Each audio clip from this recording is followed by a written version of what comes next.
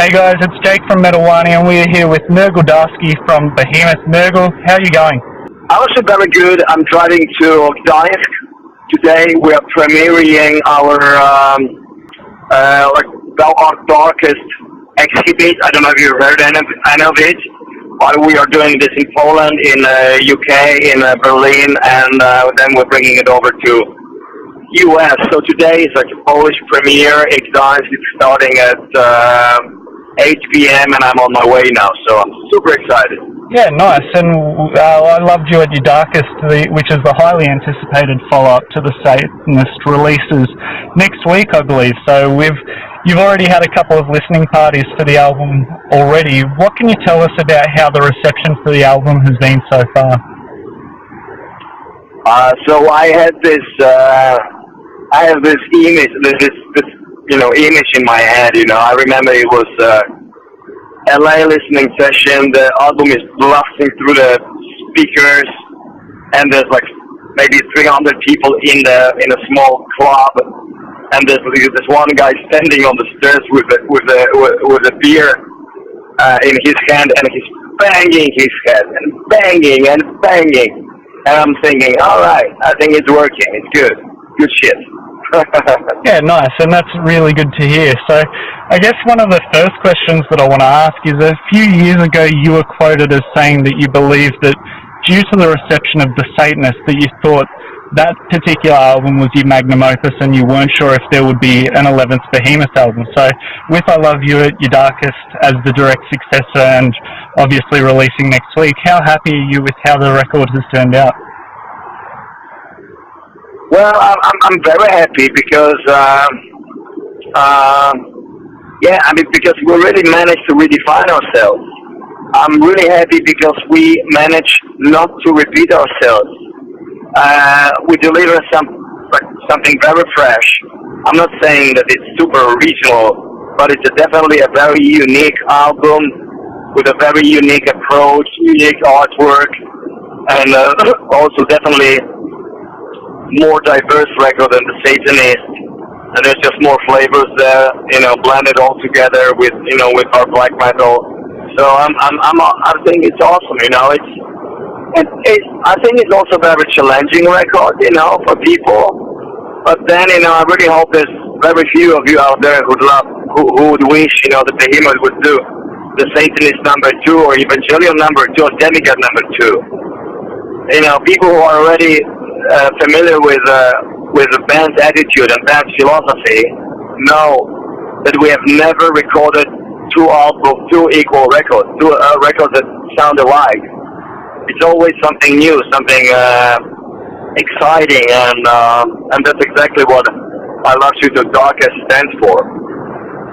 Yeah, definitely, and I think that's sort of a good lead-in, as you said, that you don't want fans to expect the same record from Behemoth, and we've already seen some reviews that have started to come out with people making comparisons to earlier Behemoth albums. So does that bother you at all that people are sort of holding you at those benchmarks?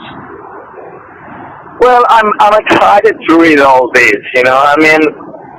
but I think some people are actually, I think a lot of people actually got that, the idea I had, that I will try to, maintain through this record. And the idea was to take the ancient tool, the ancient sound, and just throw it into the future. Because the last thing you can say about the record is that it's a retro sounding album, because it's not. It's a very modern sounding record. But then there's obvious references to all Behemoth eras, plus a lot of new elements that we've never done before. So I think it's exciting. But then again, I'm like, man, I did my job the best I could. I delivered the record.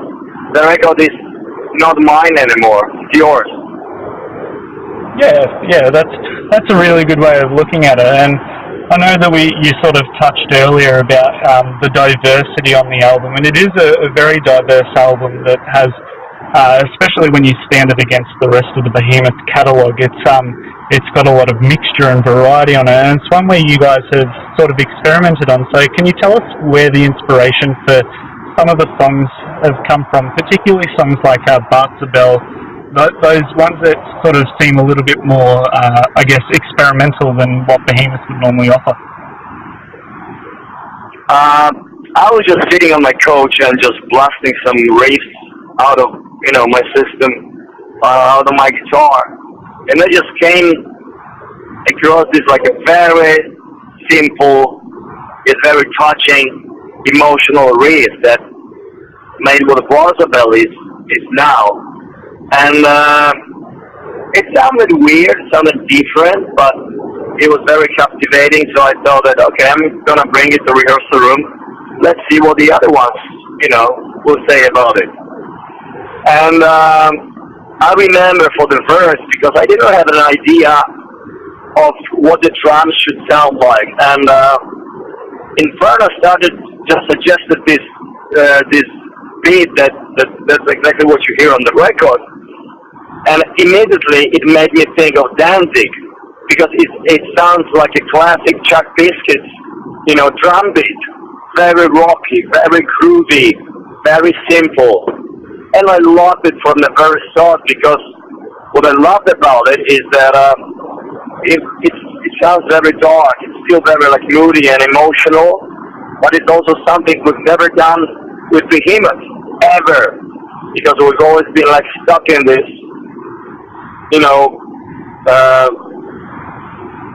tunnels or,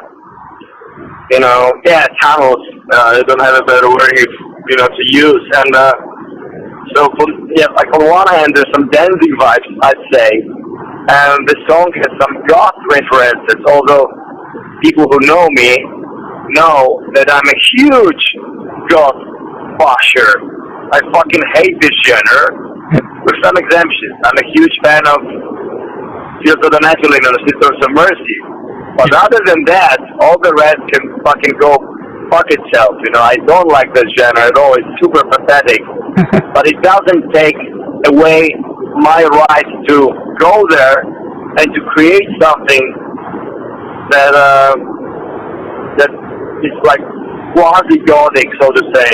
But it still sounds like Behemoth. And yeah, I brought this part to the studio, and I was fucking around with the sections, with the segments that are there, because it just looked different before. And I made it sound very classic too. It's very verse, chorus, kind of song with a very classic hard rock sounding lead in the very end. Yeah. It's fucking classic. The lead could be on, I don't know, Scorpion's record, or maybe Pink Floyd or something like that. And yet still it's very evil, and it's still sounding very eerie and creepy and epic. So I'm really happy that we have balls to go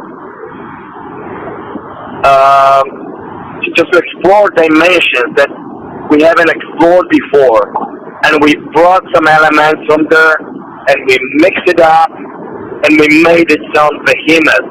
It's just more spicy Behemoth. It's Behemoth with some extra twist. And if you ask me today, my favorite song is Bartzabel on the record. I don't know, I just feel very related to this one, and I'm particularly happy with that song. I'm happy with the other ones too. I mean, I don't think the album has a weak element. There's no weak songs. Every song stands out. Every song is different. But this one is just, it's my precious.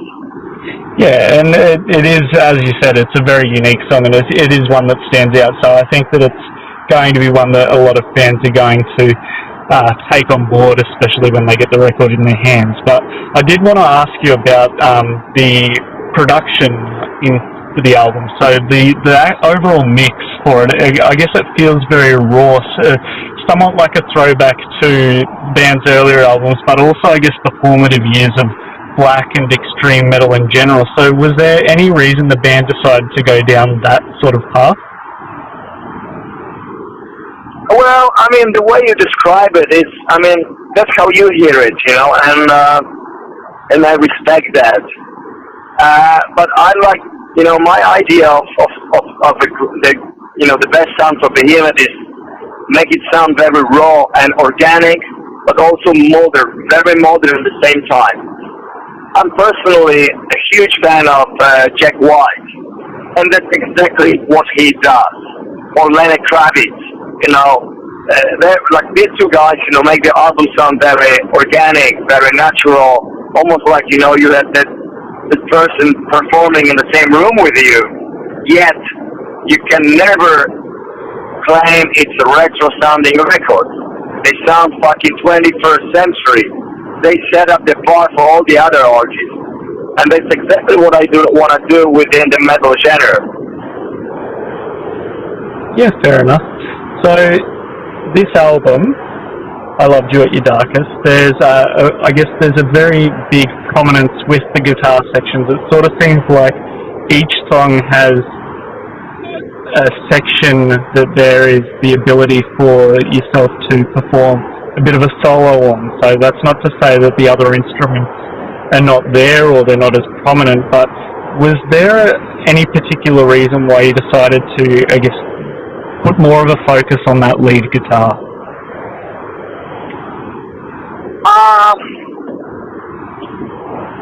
I think, you know, I mean, like most of the lead parts are played by Seth. And on Satanist, I think we did like split it, you know, 50-50 this time. I think it's 70-30. Seth, me. And he's just a great guitar player, and he's still like evolving, and I just felt there's still plenty of potential that we haven't used before. And yeah, this with the direction that we decided to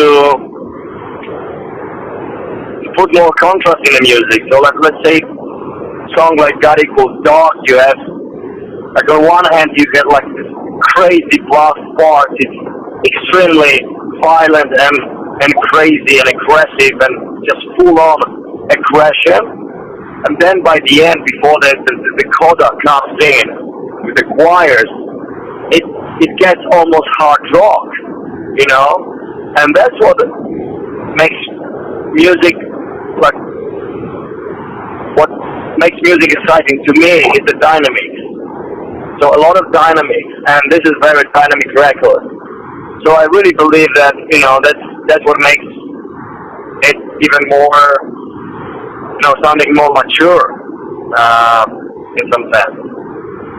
Yeah, definitely, and I think that's one thing that the fans are going to really embrace with the record, is that it does seem like a very modern and mature Behemoth record, so I think that that's going to be really good. Now, I guess it's no secret that Behemoth has again set sights on religion in this album. You've got track titles like Sabbath Mater that are instantly noticeable, but there's also, I guess, references to the occult through songs like Bartabel, which we've already spoken about. So can, I guess briefly, because I know I could probably talk to you about this topic all day, but briefly, can you tell us what it is about each of these topics that fuels Behemoth's creative writing process? Can you repeat like just final thing, you know, because I kind of lost the track. What do you want to know? Yeah, no, that's fine. So what I was going to ask is, can you tell us what it is about these topics, so religion and the occult and that sort of thing? Okay, yeah, sorry, now I hear you. Yeah. Yeah. I don't know, man. It's just something very captivating in it. And, like lately I've made this parallel with one of my favorite artists, Nick Cave. When I listen to any Nick Cave record, it always sounds, more or less, but it always sounds very biblical. It sounds very religious to some point. Yet, you cannot really say that Nick Cave is a religious person. He's not a Christian. But yet, you know, he digs deep in that culture. And I think Behemoth is kind of similar, you know. I mean, that's exactly what it's a root that we came from. It's the root of our origins, of our Catholic Christian tradition that we come from. that was forced upon us. I was baptized, and without no one asking me if I want that. So one can say that like all these things were kind of imprinted in our system. They were inbred. They were. It feels like someone just put a chip in your brain with a certain set of laws and aesthetics and dogmas and so on. And what I did with it later on, when I got just opened up and I started questioning things on my reality, I twisted them around. So I just decided to use these tools because they were given to me. They were handed to me when I was born, but I'm just not using them in order to praise God. I use them in order to question God, to question the Decalogue, to question everything that is forced upon our liberty and freedom. That's why. Yeah, fair enough. Now, I do have one final question for you, Nergal. So this one's a bit more of a softer subject. So about a week ago, you released a video for your vegan-friendly God equals dog treat. So today there was another, an advertisement or trailer that was released. This has all had fairly positive reception around it. How did that particular idea come about? Are you happy with that particular product? And will we ever see maybe a God equals cat food? Maybe, I don't know, man. I mean, it was really, it was a part of a happening, really. It's,